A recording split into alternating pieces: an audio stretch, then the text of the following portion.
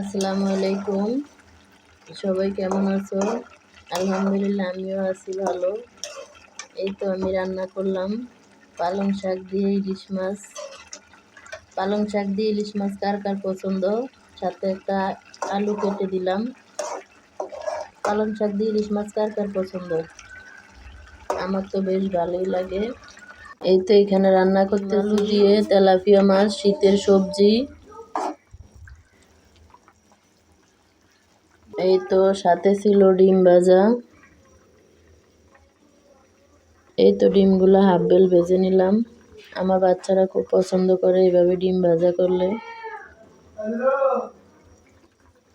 আমার বাচ্চাদের জন্য রান্না করতে অনেক ভালো লাগে, অনেক আইটেম। আমার বাচ্চারা যেসব জিনিস পছন্দ করে আমি সবসময় ওইসব আইটেমগুলো রান্না করি ওদের জন্য। এই তো আমার রান্নাটা কমপ্লিট হয়ে গেল। তো তোমরা সবাই ভালো থেকো, সুস্থ থাকো, শুভকামনা রইল। আল্লাহ হাফেজ।